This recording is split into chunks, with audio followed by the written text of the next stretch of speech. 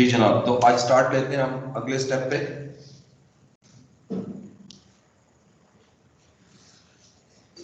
Entries जो दी थी वो की है आप लोगों ने, कर ली? ठीक है, उसमें कोई मसाइल उसको डिस्कस करना है। नंबर 6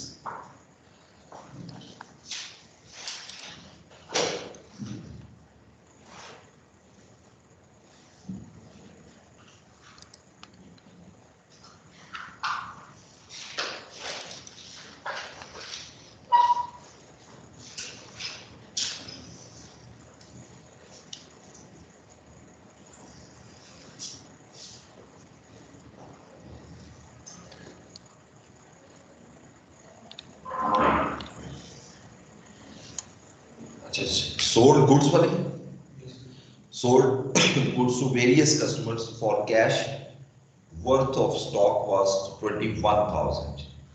ठीक है, आपने गुड्स बेची हैं कस्टमर्स को कैश पे जिसकी मालियत 21,000। ठीक है, अब इसमें हम कौन कौन सा हेड लेंगे? एक कैश और एक सेल्स। ठीक है, और जस्ट अमाउंट आएगी 27। 21 से भी कोई ताल्लुक नहीं। ठीक है, यानी इसको वर्थ हम शो नहीं कर रहे।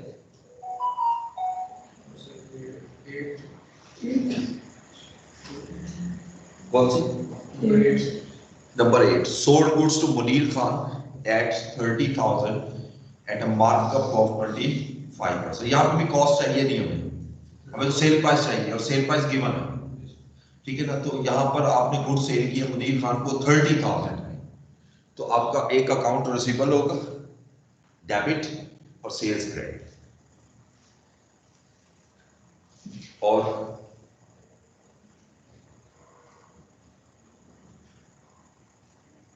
Sir which one increase only to head account तो दो डेबिट हो क्रेडिट हो गया फिर जो 4 होंगी जरूरी नहीं 2 डेबिट हो, 1 डेबिट 3 क्रेडिट भी हो सकते हैं, लेकिन sum of debit should be equal to sum of credit. Number 9, signed an agreement with Islam advertisers for advertisement of business through internet. The amount of 10,000 was agreed with them. It is not a business transaction.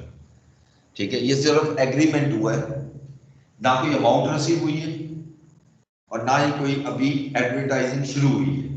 ये तो agreement हुआ आज, तो आज इसकी कोई transaction record नहीं है।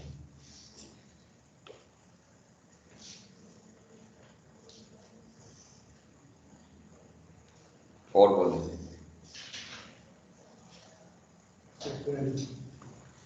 12, cash received from Munir Khan against invoice of rupees 20,000 and discount allowed 3%. 50% of the payment received was deposited into the bank. देखिए, आपने मुनीर खान को से कैश रिसीव किया, मुनीर खान से आपने कितनी इनवॉइस थी? 20,000 की। ठीक है, वो लिख रहा है जी कि कैश रिसीव किया मुनीर खान से against invoice of 20,000 and discount allowed 3%। जब ये लिख रहा है कि डिस्काउंट अलाउ किया 3%, इसका मतलब कैश पूरा नहीं मिला। ठीक है, हमें कैश कितना मिला? इस अमाउंट का 3% पहले ले लें, वो डिस्काउंट अलाउड होगा। 3% आता है 600, बाकी कितना रह गया? 19। लेकिन वो कहता है इसमें से आधी रकम जो है 50% amount was deposited into bank, यानी 9,700 जो है वो बैंक में चला गया। अब इसमें अगर आप देखें तो 4 अकाउंट आ गए। पहला account receivable, account receivable asset है, एसेट डिक्रीज हो रहा है और डिक्रीज इन एसेट क्रेडिट होगा कितनी अमाउंट से? 20,000। दूसरा हेड हमारा कैश है, कैश एसेट है, एसेट इंक्रीज हो रहा है, इंक्रीज इन एसेट कितने से डेबिट होगा? 9,007, क्योंकि 9,400 आया था लेकिन 9,700 डिपॉजिट भी हो गया, तो 9,700 ही बच रहा है। सेम इसी तरह तीसरा हेड आ गया बैंक अकाउंट, बैंक में अब देखें एसेट है, एसेट बढ़ रहा है, ये कम हो रहा है, बढ़ रहा है, तो हम क्या करेंगे, डेबिट, और ये भी 9700 से। अब रह गया एक account discount allowed, discount allowed expense है, एक्सपेंस इंक्रीज हो रहा है, इंक्रीज इन एक्सपेंस। अब देखो इसमें 4 हेड है जिसमें एक क्रेडिट है, 3 डेबिट है, लेकिन तीनों को अगर सम करूंगा तो क्रेडिट के इक्वल आ जाए। और कौन सा? 14 withdrew rupees 8,000 from bank and taken 3,000 by Mr. Amir to pay his household bill। ठीक है, मिस्टर आमिर वो है जिस जो ऑनर होगा, यस। तो 8,000 रुपए उसने बैंक से निकलवाए और 3,000 रुपए उसने कैश लिया। टेकन ₹3,000 बाय मिस्टर आमिर, ये कैश। तो दोनों चीजें क्या बनी? ड्राइंग्स, ड्राइंग्स हो गई, ड्राइंग्स डेबिट होगी कितने से? 11,000 से। कैश क्रेडिट होगा 3,000 से, और बैंक क्रेडिट होगा 8,000 से। ठीक हो गया जी? देखिए इसमें उसने ड्राइंग की है ना, 2 चीजें ड्राइंग की, कैश भी और बैंक से भी पैसे निकलवाए, तो दोनों ड्राइंग्स हो गई। ड्राइंग्स 11,000 की हो गई, कैश 3,000 कम हो रहा है, बैंक बैलेंस 8,000 से कम हो रहा है।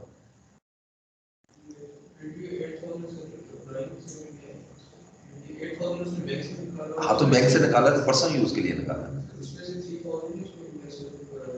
नहीं नहीं नहीं, उसमें से नहीं लिखा, ये तो कहीं नहीं लिखा हुआ कि आउट ऑफ दिस। एंड का वर्ड है, और एंड का मतलब क्या, लेना से ये लिए 8,000 बैंक से निकलवाया, 3,000 कैश से ले लिया, तो 11,000 की ड्राइंग होगी। ठीक है, दूसरी तरफ कैश का बैलेंस 3,000 से कम हो गया और बैंक का बैलेंस 8,000 से कम हो गया, वो दोनों क्रेडिट होते हैं। और बताओ?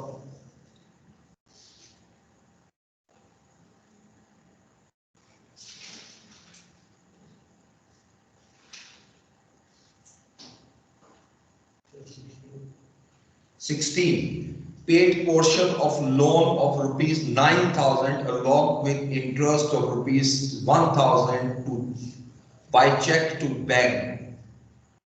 बैंक को आपने 9,000 का लोन दिया वापस along with इंटरेस्ट, और 1,000 का इंटरेस्ट दिया, तो टोटल कितनी अमाउंट पे की आपने बैंक को?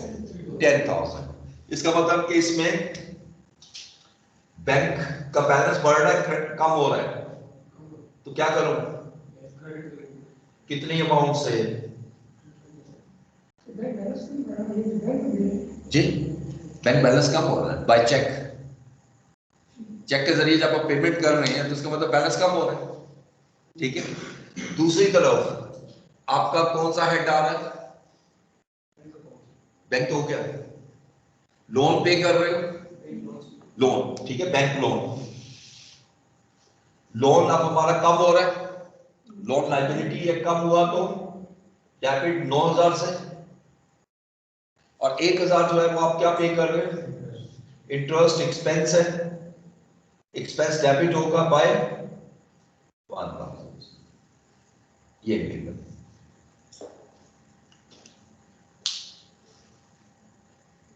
और बोलो। तो बैंक के हम दे सकते हैं कि ये कहो कैश है बैंक पे चेक, नहीं, कैश है bank, cash and bank bank ही है, हेड बैंक ही यूज करें। बैंक बैलेंस आउट हो रहा है ना, आपने पेमेंट की है, पेमेंट करेंगे तो बैंक बैलेंस कम होगा, इसलिए क्रेडिट होगा। जब जमा कराते हैं पैसे बैंक में तो बैंक बैलेंस बढ़ जाता है तो डेबिट होगा, इंक्रीज इन एसेट। जिस वक्त बैंक से पैसे निकलते हैं, आपने चेक दे दिया तो निकल गए, लेकिन जब मेरे अकाउंट में 5,000 पड़ा, मैं 3,000 का चेक दे देता हूं, बेशक कोई बैंक से ना भी निकले, मैंने चेक दे दिया, वो जब मर्जी कैश में, तो 3,000 मेरा निकल गया बैंक से। ठीक है, 24 stock worth ₹1,500 was given by Mr. Amir to his friend as gift एक 1500 रुपए का 1500 रुपए की वर्थ का गुड्स ऑनर ने अपने फ्रेंड को गिफ्ट के तौर पे दे दिए। ठीक है, देखो एक होता है गिफ्ट बिजनेस के लिए, जो बिजनेस का गिफ्ट है वो एक्सपेंस है, ये पर्सनल एक्सपेंस है, ये ड्राइंग्स में जाएगा। ठीक है, ऑनर ने अपने फ्रेंड को दिया, इसका बिजनेस से कोई ताल्लुक नहीं, लेकिन चूंकि बिजनेस का स्टॉक दिया तो वो ड्राइंग्स बन गई। एक तरफ ये ड्राइंग्स होगी डेबिट, और दूसरी तरफ परचेजेस क्रेडिट हो जाए, परचेजेस हमारी स्टॉक क्रेडिट हो जाए। 18 20% of the goods returned by summer sold earlier। कौन सी ट्रांजैक्शन में सेल की थी? 10 में। 10 में आपने सेल की थी समर को कितनी वैल्यू में? नहीं, 16,000 कॉस्ट है, वहां पर उसको सेल में कन्वर्ट करना पड़ेगा, 20,000 हो गया। अब 20,000 का 20% गुड्स आप वापस कर रहे हैं कस्टमर। ठीक है, 20% off the goods 4,000 off the goods return by summer. अब देखो जब वो वापस कर रहा है, असल में इनवॉइस कितनी थी? 4,000 की 20,000 की। आप इसमें रिटर्न कितनी हो रही है? 20% जो कि बनेगी 4,000। आप इसकी एंट्री पास करते हैं, ये सेल रिटर्न है या परचेज रिटर्न? सेल रिटर्न, क्योंकि गुड्स हमें वापस आ रही हैं, तो सेल्स रिटर्न जो है वो आपका क्या होगा? डेबिट। सेल्स क्रेडिट होती है ना, उसके अगेंस्ट सेल्स रिटर्न, इसको हम कहते हैं कॉन्ट्रा अकाउंट। हर वो अकाउंट जो उसी अकाउंट के अगेंस्ट सेट ऑफ होता है उसको कॉन्ट्रा कहते हैं अकाउंटिंग में। ये कॉन्ट्रा अकाउंट है, इसको हम कहेंगे कॉन्ट्रा फॉर रेवेन्यू, यानी रेवेन्यू का उल्ट। सेल्स रिटर्न रेवेन्यू का उल्ट है, परचेज रिटर्न परचेज का उल्ट है। ठीक है, तो इस तरह ये कुछ कॉन्ट्रा अकाउंट भी आएंगे हमारे, सेल्स रिटर्न और दूसरा अकाउंट रिसीवेबल। हाँ, कॉन्ट्रा कहते हैं उल्ट पर, सेल क्रेडिट होती है तो सेल रिटर्न डेबिट, वो हो ही नहीं सकती ना क्रेडिट। सेल रेवेन्यू है, ये रेवेन्यू कम हो रहा है, बस अगर मैं 5,000 की चीजें आज बेचता हूँ 1,000 की वापस आ जाती है, तो मैं ये तो नहीं कहूंगा कि मेरी सेल 5,000 की हुई, मेरी सेल ओवरऑल 4,000 की। लेकिन अकाउंट दो होते हैं, दो क्यों रखे जाते हैं? ताकि पता लगे कितनी सेल हुई है कितनी रिटर्न, लेकिन उसी के अगेंस्ट एडजस्ट हो रहा है। तो अकाउंट रिसीवेबल बैलेंस कम हो रहा है। अब जिसने गुड्स वापस कर दिया, आप पैसे तो नहीं ना लोगे, उससे पैसे ले रहे थे ना, तो 4,000 नहीं लोगे तो कम हो गया बैलेंस, एसेट कम हो गया।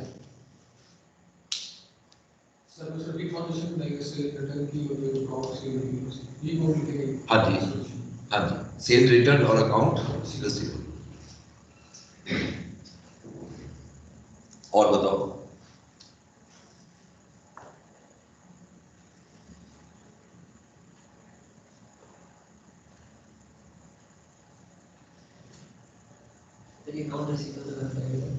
अकाउंट रिसीवेबल कस्टमर है, customer summer is a customer, customer के लिए क्या हेड होता है? Account receivable. अब अकाउंट रिसीवेबल एसेट है, अब देखो इंक्रीज हो रहा है या डिक्रीज? आप बिजनेस के पॉइंट से देखो सर, ये अकाउंट रिसीवेबल में डेट दोनों रिसीवेबल। हाँ जी, बोलिए, इंक्रीज हो रहा है डिक्रीज? डिक्रीज हो, क्योंकि अब आप अपने पैसे उससे ये नहीं ले ही नहीं सकते, तो नहीं लोगे तो डिक्रीज हो गए, तो डिक्रीज हुआ तो ये क्रेडिट। ठीक हो गया?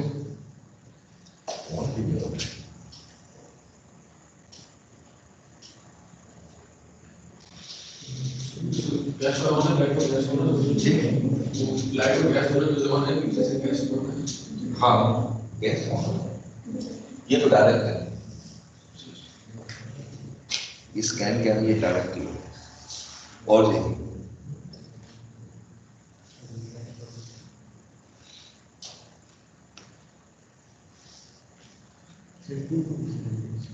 Transaction number 2, Mr. Ahmed opened bank account with 30,000 for business use.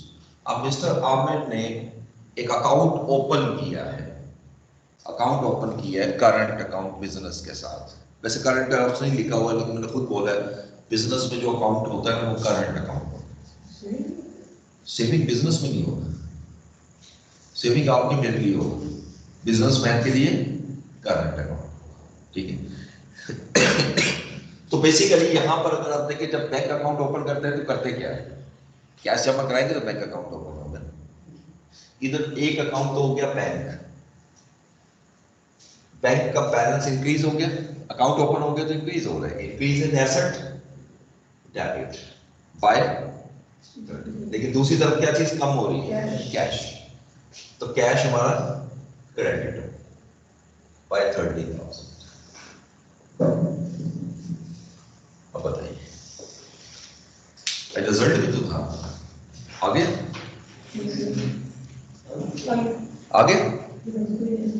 कोई नहीं है, कभी कभी कुछ खामोश बैठे हैं। 9 बजे आएगा, चलिए अल्लाह ताला काम हो। सबने दिया हुआ अभी आ जाएगा मैसेज आई कैप से। वो कौन सा नंबर होता है आई कैप पे? आई कैप लिखा आपने? अच्छा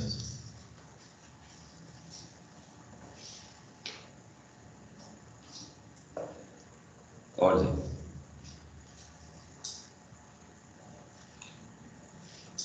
ओके, अगले स्टेप पे बढ़े। अब जो मैं कहानी सुनाने लगा हूं ना, वो कहानी बड़े मजेदार है, ठीक है। वो एक कहानी होती है ना, जिस पुराने जमाने की बादशाह वाली वजीर वाली, बस ये भी बादशाह वजीर वाली कहानी। ये एक साइकिल बनाने लगा हूं मैं। और देखिए अकाउंटिंग होती क्या है। सबसे पहले हमारे पास होती है बिजनेस ट्रांजैक्शन। जैसे अभी हम डिस्कस कर रहे हैं कि जो क्वेश्चन आप कर रहे हैं कि कल किया, ये सारी क्या है, बिजनेस ट्रांजैक्शन, ठीक है। अब इसमें से बेसिकली हम हाईलाइट करते हैं कौन सी ट्रांजैक्शन है, कौन सी ट्रांजैक्शन नहीं है। जैसे एक डिस्कस किया था हमने ट्रांजैक्शन नंबर 9, वो ट्रांजैक्शन ही नहीं है, क्योंकि देखिए अमाउंट होना काफी नहीं है, कोई डील भी तो हो ना, एग्रीमेंट साइन होना इज नथिंग। बस अब मैंने बिल्डिंग रेंट पे ले ली, जब तक पेमेंट नहीं करूंगा ट्रांजैक्शन कैसे होगी, ठीक है। सिर्फ एग्रीमेंट हो जाने से नहीं होगा। तो इस वजह से याद रखना कि कुछ चीजें ऐसी हैं जब तक ट्रांजैक्शन कंप्लीट नहीं होगी वो ट्रांजैक्शन बनेगी नहीं। बिजनेस ट्रांजैक्शन कन्वर्ट होती है, रिकॉर्ड होती है, इस प्रोसेस को सारा समझना चाहिए। पहली बुक होती है जिसको कहते हैं जनरल जर्नल, ये हमारी फर्स्ट बुक होती है।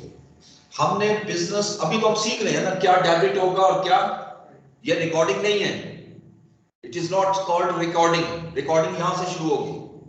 असल में ये सारी ट्रांजैक्शन को अब मैं लेके जाऊंगा कहां पर, जनरल जर्नल में। ये हमारी फर्स्ट बुक है, इसे हम इसको प्राइम बुक भी कहते हैं। और इस प्रोसेस को हम नाम देते हैं रिकॉर्डिंग। ये बहुत जरूरी वर्ड है, एग्जामिनर कहता है रिकॉर्ड द ट्रांजैक्शंस। अब आप सोचोगे कहां रिकॉर्ड करो, फौरन क्या माइंड में आएगा, रिकॉर्डिंग प्रोसेस क्या है, जनरल, ठीक है। ये वर्ड से आपने जेब में रखना है। जब जनरल जर्नल बन गए, इसके बाद अगला हिस्सा होता है हमारे पास लेजर्स।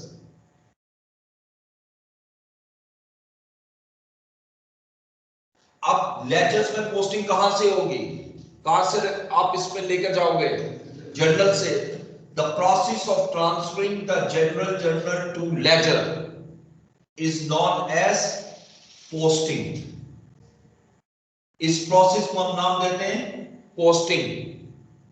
अब अगर एग्जामिनर कहता है पोस्ट द ट्रांजैक्शंस, कुछ नहीं लिखता, तो आप क्या बनाओगे, आप जनरल नहीं बनाओगे। ये वर्ड बड़े इंपॉर्टेंट है। Recording is the way of recording the business transaction in general journal. Posting is the process of transferring the transaction from general journal to ledger. अब जब ये तो पूरा साल चलता रहेगा या पूरा महीना चलेगा, हर मंथ के एंड पर, मोस्टली हर मंथ के एंड पे आप एक स्टेटमेंट बनाते हो जिसको हम कहते हैं ट्रायल बैलेंस। ये चेक करने के लिए कि ड्यूअलिटी कॉन्सेप्ट प्रॉपर्ली अप्लाई किया है या नहीं, ड्यूअलिटी कॉन्सेप्ट अप्लाई किया है या नहीं। और ड्यूअलिटी कॉन्सेप्ट क्या कहते हैं, debit should be equal to, जब मैं ट्रायल बैलेंस बनाऊंगा तो इसकी डेबिट साइड और क्रेडिट साइड इक्वल है। ये किस्म की समरी है ट्रांजैक्शंस की, ये ट्रांजैक्शन है ना, लिंक हो रही है। एक ट्रांजैक्शन को मुख्तलिफ बुक से रूट करते हुए हम कहां लाए, तो ये समरी हो गई। ये छोटी सी होती है, कोई लेंथी नहीं, ये बहुत लेंथी प्रोसेस है। अच्छा, अब इसको हम क्या नाम देते हैं, एक्सट्रैक्शन।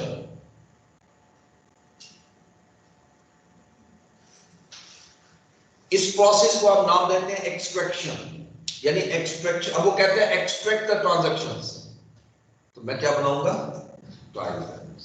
ट्रायल बैलेंस के अंदर आप बैलेंसेस उठा के लाते हो, एक्सट्रैक्ट करते हो, कहां से, हर पिछले अकाउंट से। यानी अगर मुझे ये कि यहां से ट्रायल से बैलेंस उठा दो, मैं कैसे उठाऊंगा, उससे पहले जनरल होगा, जनरल से लेजर होगा, लेजर से trial balance. Once a trial balance is prepared, उसके बाद फिर अकाउंटिंग में एडजस्टमेंट्स आती हैं। फिर साल के एंड में आपने देखना होता है कि क्या कोई चीज ऐसी तो नहीं है जो प्रॉपर्ली रिकॉर्ड ना हुई हो। ठीक है, अभी इसको मैं बहुत डिटेल में अभी नहीं डिस्कस करूंगा, इसमें एक चैप्टर नहीं है, चैप्टर नंबर 6, 7, 8, 9, ये सारे एडजस्टमेंट्स। ठीक है, तो इसको मैं एक लफ्जों में तो नहीं बता सकता, लेकिन सिर्फ इतना ध्यान में रखिएगा कि मैं ट्रू प्रॉफिट निकालना चाहता हूं, और ट्रू प्रॉफिट के लिए मुझे कुछ अकाउंट्स में एडजस्टमेंट करना जरूरी होती है। ठीक है, जिस वक्त ये सारी एडजस्टमेंट हो जाएगी, अब मैं यहां से दोबारा ट्रायल बैलेंस बनाऊंगा, इसको कहते हैं पोस्ट एडजस्टेड ट्रायल बैलेंस। फर्क आपको समझ में आ जाएगा इस सर्विस का। यानी क्या मतलब हुआ कि after making all the adjustment, अब ट्रायल बैलेंस की सिचुएशन क्या होगी, चेंज हो जाएगी। कुछ का बैलेंस बढ़ेगा, कुछ हेड्स का बैलेंस कम हो जाएगा। जब ये सारी एडजस्टमेंट हो जाती हैं, उसके बाद फिर फाइनेंशियल स्टेटमेंट्स बनाते हैं। फाइनेंशियल स्टेटमेंट्स क्या होती हैं, इसकी डिटेल तो आगे जाके पढ़ेंगे। हमारी बुक का आखिरी चैप्टर जो है वो फाइनेंशियल स्टेटमेंट्स से रिलेटेड है, चैप्टर नंबर 13, लास्ट चैप्टर। तो असल में फाइनेंशियल स्टेटमेंट लास्ट में रखने की वजह क्या है, आपके सामने है सारा। भाई अकाउंटिंग कंप्लीट होगी तो फाइनेंशियल स्टेटमेंट्स बनेंगे ना। ठीक है, तो अगर आप देखें तो दो वर्ड हमने पढ़े थे अकाउंटिंग की डेफिनेशन, एक रिकॉर्डिंग और एक समराइजिंग। अगर गौर से देखो, फर्स्ट प्रोसेस स्टार्ट कहां से करना है, और समराइजिंग एंड कहां पे। समराइजिंग यहां से शुरू हो गई, रिकॉर्डिंग ये सारी है, यहां से सारी समराइजिंग हो रही है, लेकिन फाइनल सम अप क्या किया आपने, फाइनेंशियल स्टेटमेंट्स। समझ आ गया, वही रिकॉर्डिंग और समराइजिंग। तो स्टार्ट मैंने करना है रिकॉर्डिंग से, एंड करना है। ये देखकर बिजनेसमैन को पता लगता है कि मेरा बिजनेस प्रॉफिट में जा रहा है या लॉस में जा रहा है, और यहां से पता लगता है बिजनेसमैन को कि उसकी फाइनेंशियल स्ट्रेंथ क्या है, फाइनेंशियल हेल्थ क्या है, फाइनेंशियल पोजीशन क्या है, वो इसको देखकर पता लगता है। ठीक है, इसमें हमारे सिलेबस वैसे तो 5 होती हैं, पढ़ेंगे तो हम उसमें डेफिनेशन में 5 पढ़ेंगे, लेकिन 2 फाइनेंशियल स्टेटमेंट्स हैं। एक फाइनेंशियल स्टेटमेंट कहलाती है statement of comprehensive income.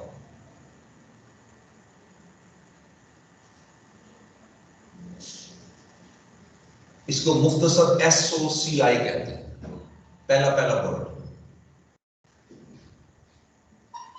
SOCI, statement of comprehensive income. दूसरा क्या होता है, स्टेटमेंट ऑफ फाइनेंशियल पोजीशन।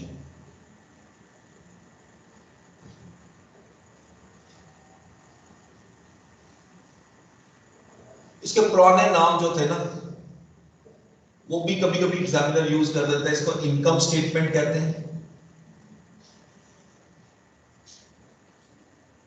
और इसको बैलेंस शीट कहते हैं।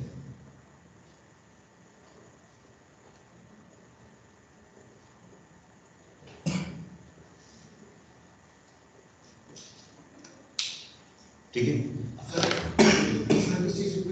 जी, लेजर एडजस्टमेंट तो हम अकाउंट्स में करेंगे ना, लेजर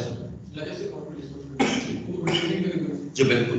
लेजर्स में एडजस्टमेंट तो लेजर तो अकाउंट्स असल ये है लेजर्स, उसके बाद तो ये सारा सारा प्रोसेस शुरू हो जाता है। ठीक है, अब ये दो स्टेटमेंट कितनी अहम है, कितनी अहम है। Statement of financial comprehensive income, income statement का पर्पस क्या होता है? टू मेजर द प्रॉफिट और लॉस ऑफ द बिजनेस, या बिजनेस प्रॉफिट में जा रहा है या लॉस में। और स्टेटमेंट ऑफ फाइनेंशियल पोजीशन का मकसद क्या होता है कि बिजनेस की फाइनेंशियल हेल्थ को मेजर करना, कि बिजनेस की फाइनेंशियल हेल्थ क्या है, फाइनेंशियल परफॉर्मेंस पोजीशन क्या है। अब तो नाम भी लगा दिया ना, स्टेटमेंट ऑफ फाइनेंशियल पोजीशन, तो फाइनेंशियल पोजीशन मेजर किया जाता है। अब जैसे हम लोग हैं, अब मेरे सामने अगर फाइनेंशियल स्टेटमेंट आप रख दें, मैं उसको देख के बता दूंगा बिजनेस कैसा है, इसकी पोजीशन क्या जा रही है। ठीक है, जो फाइनेंशियल लाइक एनालिस्ट होते हैं या फाइनेंशियल परफॉर्मेंस को मेजरमेंट करने वाले एनालिस्ट इसको कहते हैं, दे कैन इजीली, वो इनमें पीछे किसी चीज को नहीं देख रहे होते, इधर से सब कुछ जज कर लेते हैं। ठीक है, और ये इतनी इंपॉर्टेंट होती है। मुझे अभी याद है, मैं आपकी उम्र का होता था, आपसे बड़े था उस वक्त, तो इंटेल में मेरा इंटरव्यू था, मैं तब था, इंटेल ऑर्गेनाइजेशन ही है, तो उसने मुझसे क्वेश्चन किया, उसने मुझे कहता है, mister can you tell me what's the difference between income statement and balance sheet, just reply me in just one sentence. मैं बड़ा सोचने पड़ गया, मैंने एक सेंटेंस में इस घोड़े को क्या बताऊं, तो मैंने अपनी तरफ से बड़ा मुख्तसर करके समझाया उसको। तो देन इन लॉस वो कहता है okay I will give you answer. मैंने को जी बताया, कहता है income statement is a movie, statement of finance balance sheet is a trailer. इतनी वंडरफुल बात की ना उसने कि आप कोई भी मूवी देखनी हो तो क्या करेंगे, ट्रेलर देखेंगे, आइडिया हो जाएगा ना क्या है। तो ये जो फाइनेंशियल पोजीशन देखते हैं ना, तो मैं आइडिया हो जाता है बिजनेस की पोजीशन है। अब अगर मैंने डिटेल देखनी है तस्वीर, ठीक है, यानी पूरे 3 घंटे मैंने जब स्पेंड करने हैं, देखना है, तो फिर मैं कहां जाऊंगा, SOCI। तो ये एक दूसरे से कितनी क्लोज रिलेटेड है। एनीवे ये तो पूरा सिलेबस है। अब अभी मेरी कहानी खत्म नहीं हुई, ये कहानी का पहला हिस्सा था, अब दूसरा हिस्सा है। अब कुछ बहुत बड़ी ट्रांजैक्शंस होती, बहुत ज्यादा ट्रांजैक्शंस होती है। हमारा सिस्टम क्या है अकाउंटिंग का, शुरू से मैं बता रहा हूं, पहले दिन से, every transaction must be recorded at the time of its occurrence। यानी इसका मतलब एक दिन में अगर 500 इनवॉइसेस बनाई हैं, इसका मतलब 500 टाइम्स मुझे रिकॉर्ड करना पड़ेगा, 500 टाइम्स मुझे पोस्ट करना पड़ेगा। कोई यही प्रोसेस चल रहा है ना, ये तो एंड पे ट्रायल बैलेंस को रोज का काम नहीं है, ये समराइजिंग यहां से शुरू हो जाती है। तो ये तो क्या बहुत सारा टाइम नहीं लेगा आपका, ऑब्वियसली टाइम ज्यादा लेगा। अब ना सिर्फ टाइम लेगा बल्कि चांसेस ऑफ एरर भी। इस चीज को मिनिमाइज करने के लिए हमारा एक सिस्टम और होता है कि हम बिजनेस ट्रांजैक्शन जर्नल में नहीं लेके जाते, बल्कि प्राइम बुक्स में लेके जाते हैं। और प्राइम बुक से हम समराइज करके ट्रांजैक्शन लेते हैं। अब देखो इसका और इसका फायदा क्या हुआ। अच्छा, journal is a part of prime, लेकिन इस सिस्टम के तहत सिर्फ एक ही बुक है, सारी ट्रांजैक्शन कहां जा रही है, जर्नल में। यहां पर क्या है, सारी कहां जा रही है, प्राइम बुक्स में, और प्राइम बुक से फिर लेजर्स में। अब देखें फर्क क्या पड़ेगा। जब भी आप बिजनेस ट्रांजैक्शन रिकॉर्ड करते हो, ये आप पढ़ के आए हैं ना, दो एस्पेक्ट होते हैं, डेबिट और एक, तो मुझे जर्नल एंट्री पास करनी पड़ेगी, और हर ट्रांजैक्शन में डेबिट क्रेडिट लिखना पड़ेगा, एक चीज। फिर जहां पर एक अकाउंट का पोस्ट नहीं होगा, कितने अकाउंट पोस्ट होंगे, मिनिमम 2, हर ट्रांजैक्शन के मिनिमम 2। और अगर किसी ट्रांजैक्शन में 4 हेड आ जाए, यहां 4 हो गए तो 4 लेजर में पोस्ट होगा। यहां पे क्या होता है, बिजनेस ट्रांजैक्शन सिर्फ एक लाइन में प्राइम बुक में चली जाती है, डेबिट और क्रेडिट नहीं, एक लाइन में, चाहे वो डेबिट होगा या क्रेडिट, और वहां से फिर डायरेक्ट कहां जाता है, देखो कितना फर्क पड़ेगा। यानी वो ट्रांजैक्शन जो एक 500 ट्रांजैक्शन के लिए अगर आपको 5 घंटे चाहिए इस सिस्टम के तहत, तो इधर 500 ट्रांजैक्शन 1 घंटे में हो जाए, यानी इतना फास्ट सिस्टम होता है। तो इसलिए एक सिस्टम हमारा ये होता है कि हम जनरल से लेजर में लेके जाएंगे, एक होता है प्राइम बुक से लेजर में लेके जाएंगे, आगे प्रोसेस में जो समराइजिंग प्रोसेस से सिर्फ रिकॉर्डिंग प्रोसेस चेंज। देखिए ये तो खैर पूरे चैप्टर्स भी हैं, अभी उस उधर डिटेल में हम पढ़ेंगे, अभी तो मैं मुख्तसर सर बता रहा हूँ कि जनरल भी प्राइम बुक है, लेकिन यहाँ सिर्फ एक प्राइम बुक है, बात समझोगे नहीं, यहाँ पर एक प्राइम बुक नहीं है, बुक्स का वर्ड है, यहाँ 7 प्राइम बुक्स पढ़ोगे, और general is also a prime book, इस 7 बुक्स में एक ये भी है। प्राइम बुक्स कहते हैं उस बुक्स को है जिसमें सबसे पहले ट्रांजैक्शन है, प्राइमरी से निकला है वर्ड। प्राइमरी किसको कहते हैं, इब्तदाई को, जहां ट्रांजैक्शन पहली दफा जाएगी ना वो प्राइम बुक हो। जैसे बिजनेस ट्रांजैक्शन यहां कहां जा रही है, जनरल में, तो जनरल में जा रही है तो ये प्राइम बुक होगी। यहां ट्रांजैक्शन किधर जा रही है, जिस भी बुक में जा रही है वो बुक कौन सी होगी, प्राइम बुक्स, वो एक से ज्यादा बुक्स, ठीक है। अब आने को अभी खत्म नहीं हुई, अभी भी कहानी, एक और सिस्टम होता है जिसमें हम बिजनेस ट्रांजैक्शंस को कहां लेके जाते हैं, इसको अलग से बता, यानी ये सिस्टम जो है ना, जो हमने तीसरा बताना चाहता हूं, ये वो सिस्टम होता है, ये समझ लीजिएगा जहां पर बिजनेस बहुत छोटा सा, सोल ट्रेडरशिप है, छोटा सा बिजनेस, और हेड ऑफ अकाउंट भी बहुत ज्यादा नहीं, यानी बिल्कुल छोटा सा बिजनेस, उसके लिए इतना लंबा सिस्टम बनाने की क्या जरूरत है। हम क्या करते हैं, हम बिजनेस ट्रांजैक्शन को लेके जाते हैं अकाउंटिंग इक्वेशन में, इसमें कोई जर्नल नहीं, कोई लेजर नहीं, अकाउंटिंग इक्वेशन से हम सीधा फाइनेंशियल स्टेटमेंट्स बनाते हैं ना, इसमें कोई ट्रायल बैलेंस बनना है, क्योंकि accounting equation itself trial balance का पर्पस सर्व कर रही है। एडजस्टमेंट भी कहां होती है, अकाउंटिंग इक्वेशन, तो फाइनेंशियल स्टेटमेंट्स यहां से बनती है। अब आप कहोगे जब इतना छोटा सा सिस्टम है, बाकी सिस्टम को लगाने की जरूरत क्या है, क्या जरूरत है मैं बाकी सिस्टम को चलाऊं, ठीक है, लेकिन मैंने इसकी लिमिटेशंस आपको पहले बताई, ये वहां पे यूज होगा जब हेड ऑफ अकाउंट्स। अब एक बिजनेस जिसके हेड ऑफ अकाउंट 40 से 50 है, ये अकाउंटिंग इक्वेशन बन ही नहीं सकती। अकाउंटिंग इक्वेशन एक टेबुलर मेथड है, टेबल्स बनानी है, यानी आप एक कॉलम्स में लेके जाना है, कॉलम्स कितने बना लोगे एक पेज पे, चलो मुझे ये even business point of view से देखो कितना बड़ा पेज यूज कर रहे हो, ठीक है, पॉसिबल नहीं होता। तो लिहाजा एक थर्ड सिस्टम हमारा ये होता है जिसके थ्रू हम ये लेके जाते हैं, ठीक है। अब सुनिएगा, हमारा जो एक अकाउंटिंग इक्वेशन सेपरेट चैप्टर है, चैप्टर नंबर 3, ये लगा चैप्टर, फिर जनरल लेजर्स वगैरह ये चैप्टर नंबर 4, और प्राइम बुक्स चैप्टर नंबर 5, या ये 4 है या ये 5 है, ये आगे पीछे हो, कोई बात नहीं, कोई मसला नहीं, ठीक है। बेसिकली हमने ये जाने कहा था, हम यहां तक जब पढ़ेंगे ना, यहां तक तो हमारे कितने चैप्टर हो चुके होंगे, 5, ठीक है, बिजनेस ट्रांजैक्शन से लेकर फिर चैप्टर नंबर 6, 7, 8, 9 ये कहां जाएंगे, ये सारी एडजस्टमेंट ये वाला, ठीक है। फिर 10 और 11 जो है ना, एक 2 चैप्टर बीच में ऐसे आते हैं जो अकाउंटिंग स्टैंडर्ड्स से कवर करते हैं, ठीक है, वो बेसिकली ट्रीटमेंट बता रहे हैं कि स्पेसिफिक ट्रांजैक्शन का ट्रीटमेंट क्या हो, ठीक है, उसको हम स्पेशलाइज कहते हैं स्टैंडर्ड्स। 12 चैप्टर जो है वो पार्टनरशिप अकाउंट से रिलेटेड, पार्टनरशिप की बेसिक्स है, और 13 चैप्टर मैंने आपके सामने लिखा हुआ फाइनेंशियल स्टेटमेंट। कि पूरी की पूरी बुक क्या आपकी देखिए मैंने एक दिन में पढ़ा, 10 मिनट में मैंने सारी बुक खत्म करा दी। ये होती है अकाउंटिंग। सर ये पोस्ट एडजस्टमेंट इसमें जी, पोस्ट एडजस्टमेंट पोस्ट एडजस्टमेंट आपके किसी चैप्टर में नहीं है। हम क्या करते हैं, बस एडजस्टमेंट करते हैं सीधा फाइनेंशियल स्टेटमेंट्स में।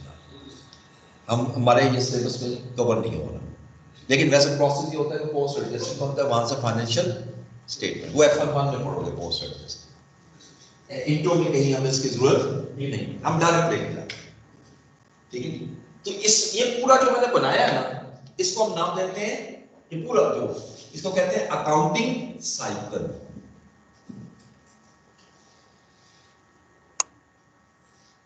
ये अकाउंटिंग साइकिल, जब अकाउंटिंग साइकिल कंप्लीट होगा तो मेरी अकाउंटिंग कंप्रीहेंसिवली कंप्लीट, ठीक है। तो सबसे पहले कौन सा शुरू करा, जिस सिस्टम को कहोगे चलाओ। आगे पास हो गए, चलो मुबारक।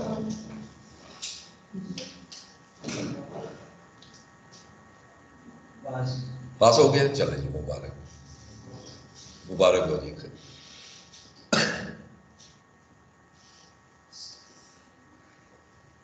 अल्हम्दुलिल्लाह। ये ऑनलाइन वाला से पूछ लेते ना क्या पोजीशन है। ये बच्चों क्या बना रिजल्ट का ऑनलाइन वालों? सर QMT रह गया 40 नंबर। क्या रह गया? QMT। Yes sir. अल्लाह ताला खैर करे। और हसीब आपका?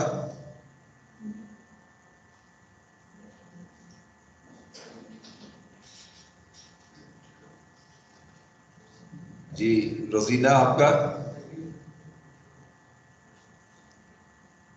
नहीं आया रिजल्ट। उस्मान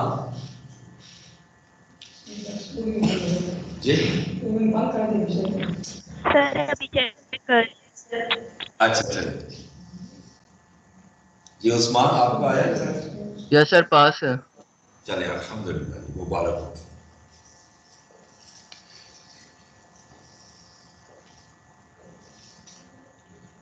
चलिए अच्छा हो गया तो दिन सारी जी जी जी बिल्कुल, बल्कि 5 मिनट ब्रेक ले लें, 5 मिनट ब्रेक ले लें।